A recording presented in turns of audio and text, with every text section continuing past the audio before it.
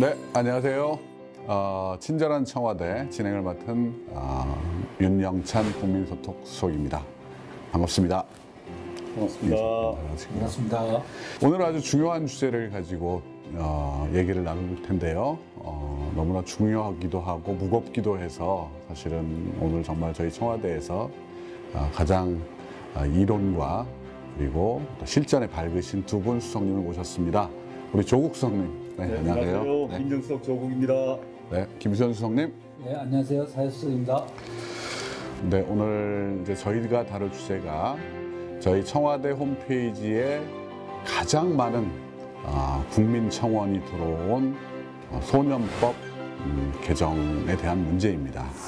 문재인 대통령 취임 100일이었던 8월 17일에 개설된 청와대 홈페이지.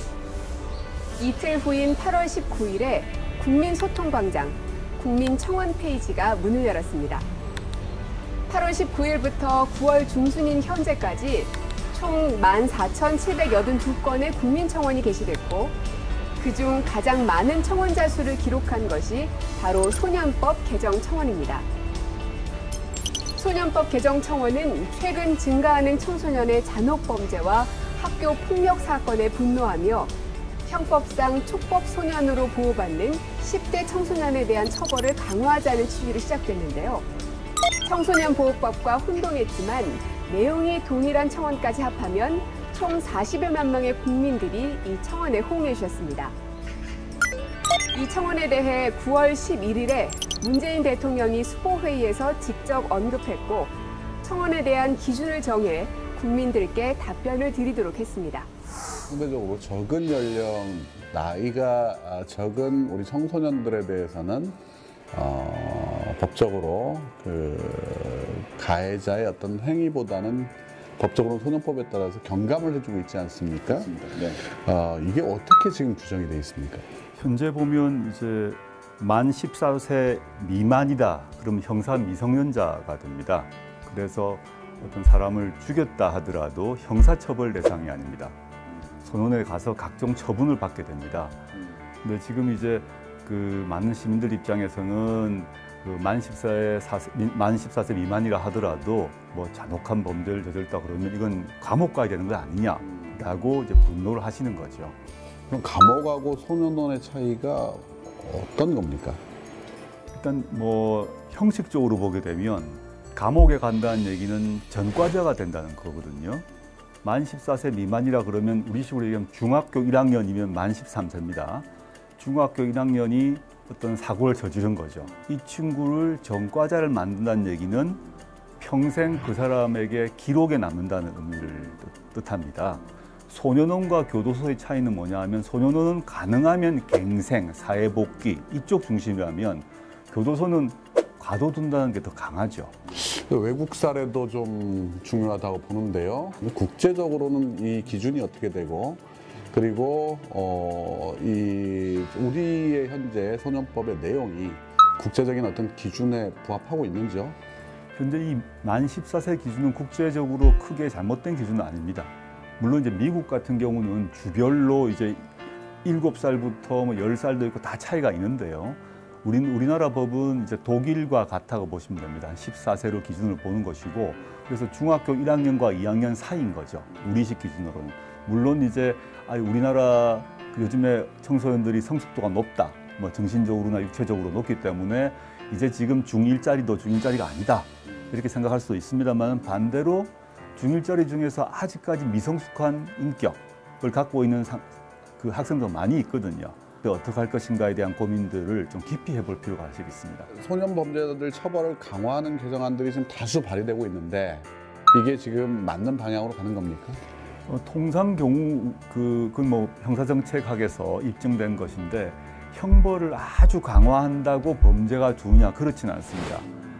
이제 이거 더 중요한 것은 범죄가 발생하지 않도록 하는 것, 즉 범죄 예방이 훨씬 중요하거든요. 근데 지금 엄벌주의는 뭐냐면 범죄가 일어나고 난 뒤에 그 사람에게 중형을 내리자 이런 접근입니다. 근데 지금 소년법과 관련해서 그 미성년자 기준을 낮추는 것들은 국회에서 합의를 하면 되는데 제가 아쉬운 거는 뭐냐 하면 그건 이제 국회에서 논의를 하겠지만 현행 소년법으로도 지금 해결 가능한 여러 가지 방안이 있습니다. 이 죄질이 아주 높다 그러면 그건 좀 중형에 처해져야 되겠죠. 근데 죄질이 좀 낮다 그러면 그냥 무조건 감옥에 넣을 게 아니라 지금 현행법상 보호처분이라는 게 있습니다. 뭐 수강 명령을 내린다거나 보호 관찰을 한다거나 뭐 여러 가지 방식으로 이 친구들이 감옥에 안 가고도 교화가 되도록 하는 방법이 있는데 우리 모두는 통상 보게 되면 그냥 감옥에 보내는 것만 자꾸 생각한다. 우리나라 소년원의 과밀 수용률이라 그러는데 과밀 수용률이 한 135%쯤 됩니다. 수도권 같은 경우는 더 높아서 한 160%, 170%까지 됩니다. 원래 10명이 있어서 되는데 18명이 있는 거죠. 그럼 그 안에서 열심히 교화가 이루어져서 좋은 사람이 되어 돌아와야 되는데 현재의 프로그램으로는 거기 오랫동안 넣어두더라도 교화가 돼서 돌아오지 않을 가능성이 많다는 겁니다. 그 참 되게 심각하네요. 그러니까 어쨌든 그 지은 죄만큼 교도소에 보내도 뭐 이 범죄를 억제하는 효과는 별로 없어 보이고 그리고 지금대로 소년원에 보낸다 해도 교화가 될 확률이 별로 없다면 참 이걸 구조적으로 어떻게 풀어야 될지가 굉장히 난제가 될 텐데요. 그렇습니다. 이게 아무래도 법적으로만 해결할 수 있는 문제는 아니어서 지금 뭐 우리 이 교육부라든지 여러 사회부처에서도 이 문제에 대한 대책들을 논의를 하고 있는 걸로 알고 있습니다. 사실 벌하기보다 더 어려운 것이 예방하는 것이고 다시 또 재활시키는 것이라고 봐야 될 텐데요. 또 사회정책적 관점에서 보자면 이건 그 뿌리가 매우 깊고 일종의 위기 청소년 문제인데 위기 청소년은 반드시 위기 가정을 그 배경에 두고 있고요. 또한 위기 가정은 위기 사회를 배경에 두고 있습니다. 따라서 그 해결이라는 것이 그렇게 몇 개의 정책 또 몇 년간의 뭐 정책 수행으로 될 일은 아니라고 봅니다. 지금 이제 우리 조국수 선생님 설명하신 내용 중에 이른바 보호 처분에 대해서 말씀을 하셨습니다. 1호 처분에서부터 10호 처분까지 있습니다. 10호라는 게 우리가 잘 아는 소년원에 한 2년까지 입소하는 경우고 1호는 이제 가장 낮은 단계로 뭐 경고라든가 훈방하는 이런 조치가 되는데요. 이번 여러 폭행 사건의 가해자 중에 한 명이 보니까 이 처분 중에 하나를 받았던 것 같아요. 근데 이 처분이 형식적으로 관리가 되다 보니까 뭐 제대로 확인도 안 하고 무조건 잘하고 있으면 아마 이런 답을 썼던 것 같습니다. 그런 부분들이야말로 아까 말씀드린 여러 부처들이 함께 협력해서 또한 지방정부하고 또 지방교육청이 함께 노력해서 할 일들이 많다고 봅니다. 그래서 바로 이 1호부터 10호까지의 이른바 처분의 실질화, 그걸 위한 뭐 제도 개선을 포함해서 예산 지원이라든가 이런 것들도 당면하게 필요하다고 봅니다. 이렇게 40만 명 이상이 청원을 한 이 소년법 개정 문제에 대해서 답을 드릴 수 있을까 고민을 했습니다.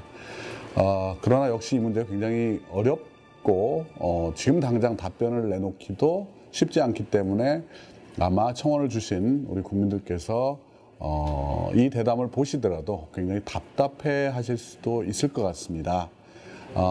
그러나 이제 저희들 입장에서는 이 청소년법 개정에 대한 그리고 그 저변에 깔린 우리 구조적인 문제를 좀 들춰내고 그 들춰낸 부분에 대해서 우리 수석님들이 또 진단을 하고 그리고 어떤 방향에서 문제를 접근할 것인가에 대한 의견들을 말씀 주심으로써 우리 정부가 가지고 있는 고민의 깊이나 아니면 고민의 정도가 어느 정도는 전달됐을 거라는 생각을 합니다. 자, 소년법 개정 어려운 문제이긴 합니다. 이 청원과 관련된 국민들의 요청에 대해서 어떻게 정리를 하실 수 있을지요? 청소년이라 하더라도 그 잔혹한 범죄를 저질렀고 그 청소년들을 엄벌하라는 국민들의 요청은 그 정당한 측면이 있다고 생각합니다. 이 문제를 푸는 데 있어서 아주 단순하게 한 방에 해결될 거라고 생각하는 것은 그 착오라고 생각합니다. 이제 그 사안별로 다르고 또 당사자별로 다 다른 사안이기 때문에 그냥 소년법과 관련해서 형사 미성년자 그 나이를 한 칸 또는 뭐 2칸 낮추면 이 문제가 해결된다. 그거는 이제 좀 착오라고 생각하는 거죠. 보다 좀 복합적인 접근이 필요하다라고 보는 것이고요. 1차적으로는 예방이 중요하다 생각합니다. 근데 범죄 예방은 그 감옥에 넣는 것보다 더 어려운 얘기입니다. 그건 국가뿐만 아니라 사회, 가족이 힘을 합해서 여러 가지 제도를 돌려야 범죄 예방이 되는 게 있다. 진짜 해결 방법은 아까 말씀하셨던 것 같은데 소년법에 있는 10가지 보호 처분의 종류가 있는데 그걸 자꾸 활성화시키고 실질화시키고 다양화해서 진짜 소년원에 넣어서 이 어린 학생들이 그 사회로 제대로 복귀하도록 만들어주는 게 더 좋은 거다라는 생각을 하고 있습니다. 이게 하루 이틀에 생긴 일도 아니고 또 하루 이틀에 해결될 일도 아니지만 더 중요한 것은 꾸준히 그 방향을 향해서 가는 것이라고 생각합니다. 그래서 이게 보다 포용적인 사회로 가는 것은 우리 사회가 전반적으로 하나의 방향을 틀어서 가야 되는 큰 숙제이긴 합니다만은 그보다 작은 덩어리의 과제들, 뭐 보호 처분의 문제라든가, 그다음에 피해자 보호에 대한 문제라든가, 그래서 좀 의지를 가지고 적어도 한 2, 3년 집중해서 노력하면 분명히 나아지는 일들이 있습니다. 여기에 대해서는 정부가 약속을 지키고 꾸준히 일해 나갈 수 있도록 그렇게 하겠습니다. 예, 오늘 저희 청와대 국민청원 첫 번째 의제로 올라온 소년법 개정에 대한 내용을 우리 두 분 수석님과 같이 얘기를 나눴습니다. 두 분 대화를 통해서 저희가 확인한 건 단순히 하나의 원인이 아니라 굉장히 복합적이고 그다음에 중층적인 그런 원인들이 이 안에 있으며 이 문제를 해결하기 위해서는 시간이 걸리더라도 일관성 있게 또 지속적으로 장기적으로 방향을 가지고 최선을 다해서 노력을 해야 된다라는 그런 내용으로 저희가 의견의 일치를 본 것 같습니다. 국민 여러분, 오늘 첫 번째 청원 우리 친절한 청와대에서 여러분께 대담으로 말씀을 드렸고요. 그리고 다음 주제 때 다시 또 뵙도록 하겠습니다. 감사합니다.